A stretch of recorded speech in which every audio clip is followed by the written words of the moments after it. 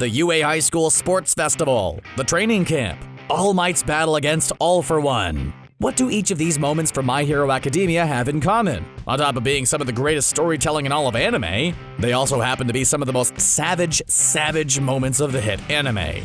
And they're not alone. The series is full of badass cool moments that give us goosebumps, get our blood pumping, or sometimes just give us a good old-fashioned laugh. Because there are so many of these savage moments in My Hero Academia that we wanted to chronicle them all for you right here. Let's get started, shall we?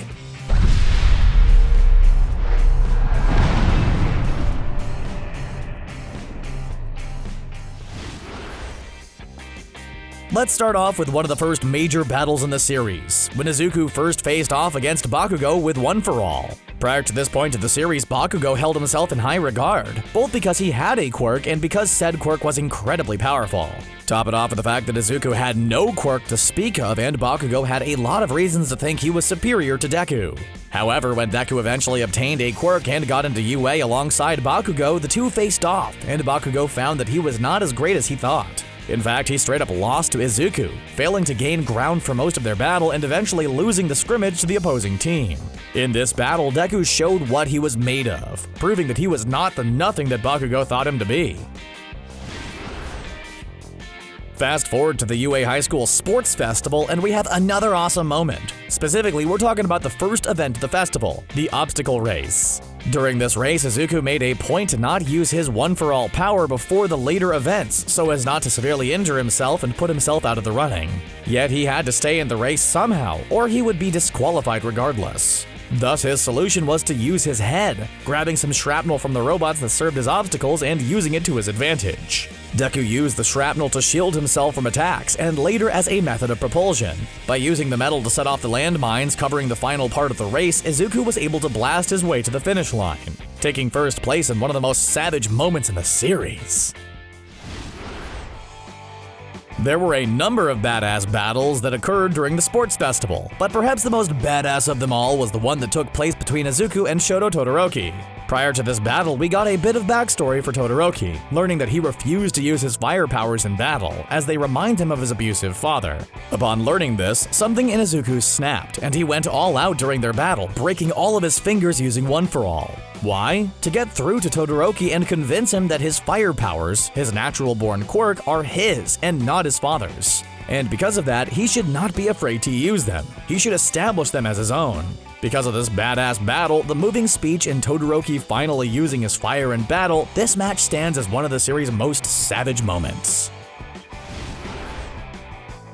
Another great battle from the sports festival was the one between Ochako and Bakugo. At first glance, Ochako's power of zero gravity and Bakugo's explosion quirk might seem wildly unbalanced, the latter clearly outranking the former, and it was because of this that the battle ended up being so awesome.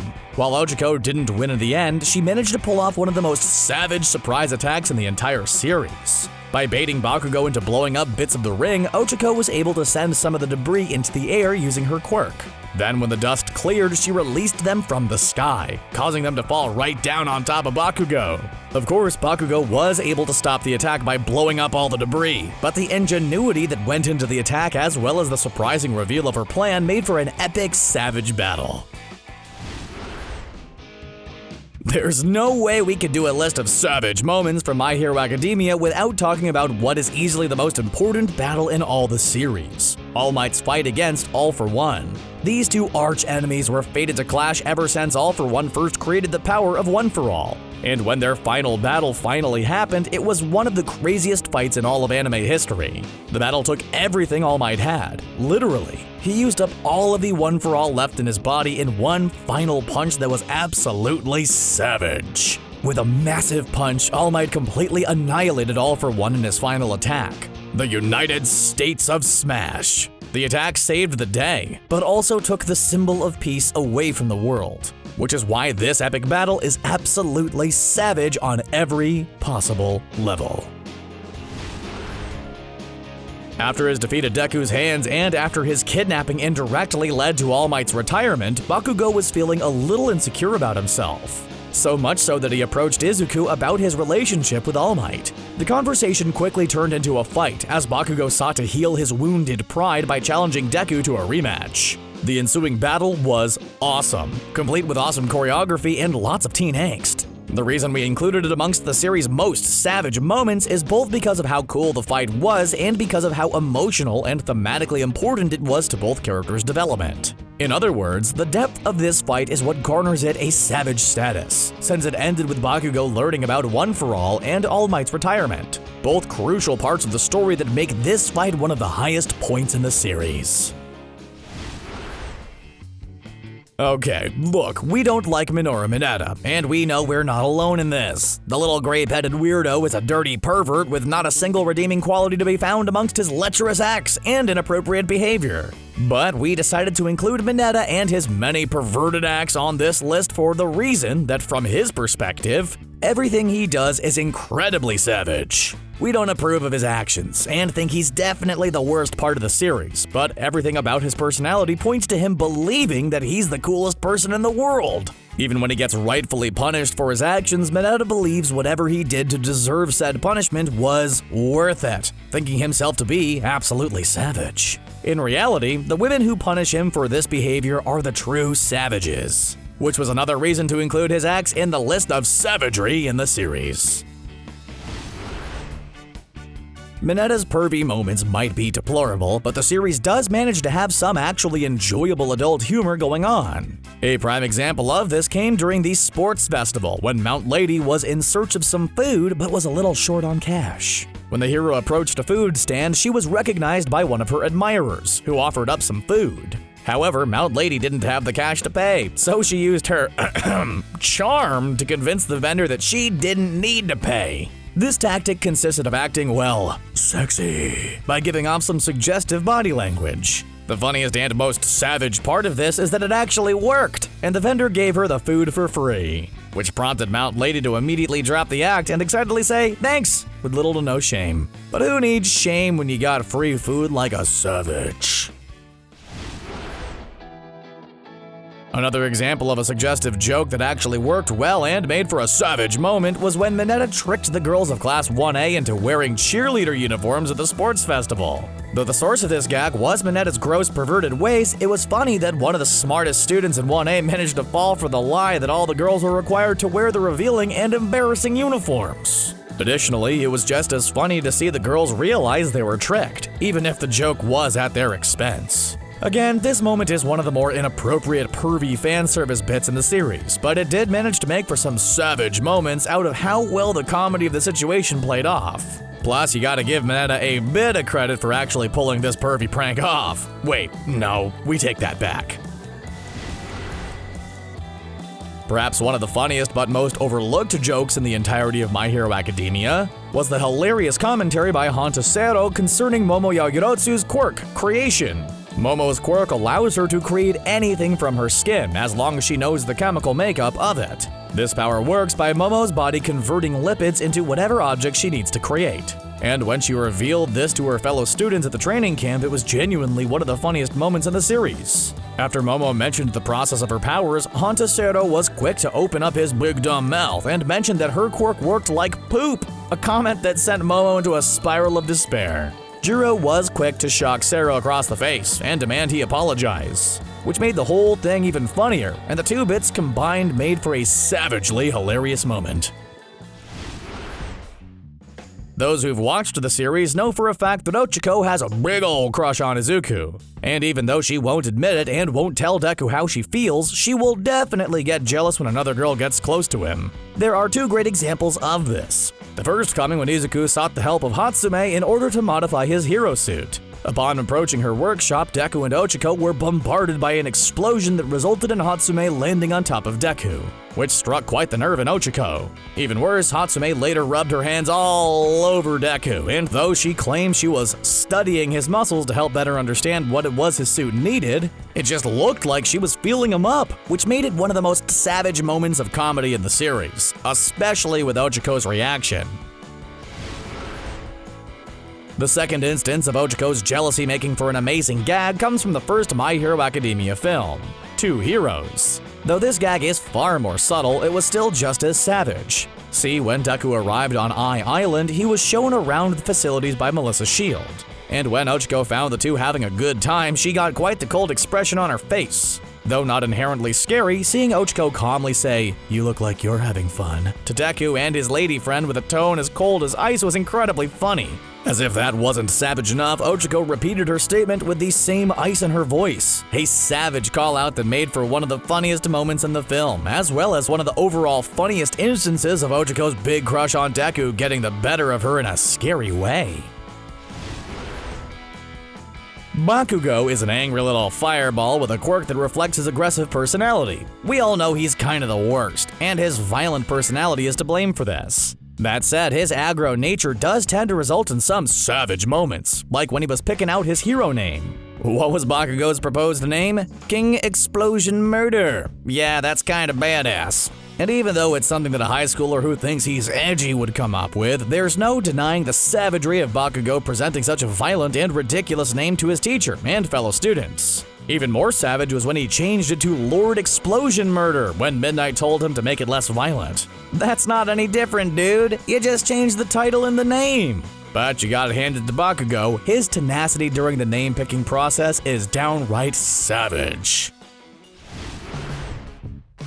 Back in the battle category, we recently got one of the best fights in the series toward the end of the second season. This battle occurred between Mirio Togata and all of Class 1A. During this fight, Mirio completely dominated the lower classmen, using his quirk Permeation.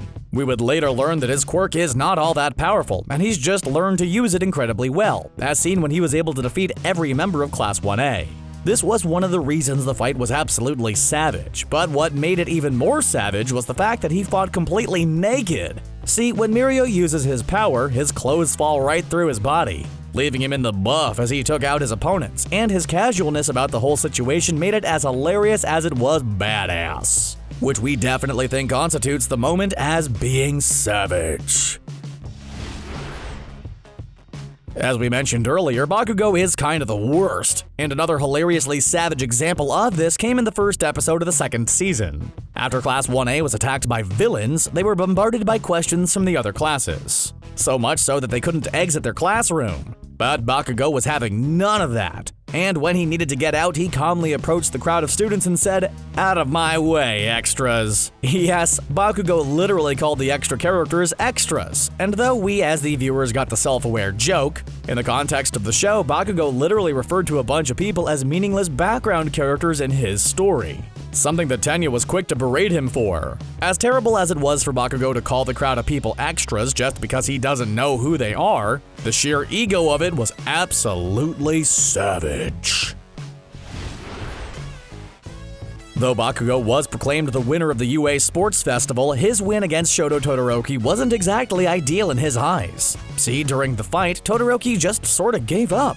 Likely because he was having an internal crisis. Thus, when Bakugo was awarded first place, he had to be tied up and muzzled because he was thrashing violently with how dissatisfied he was with the easy win. Because this was televised, the League of Villains saw Bakugo as a possible recruit, which is why he was kidnapped during the training camp. However, when the villains proposed he join their ranks, he turned them down in one of the most savage moments of the series. With his usual fire, Bakugo assured the villains that his aggression was part of wanting to be the best, not a reason to sink to their level, because that would be way too lame. Badass. Absolutely badass.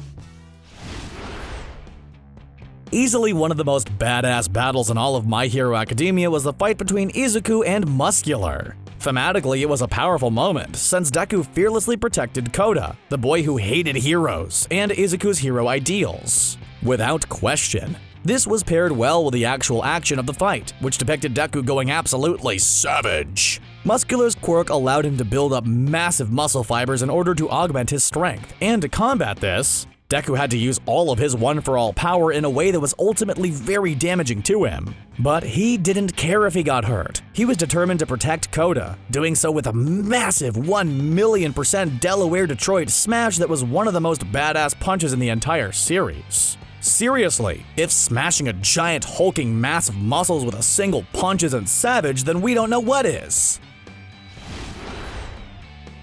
Speaking of Koda, one of the reasons why Deku protecting him was such a big deal was because prior to this, the two didn't get along at all.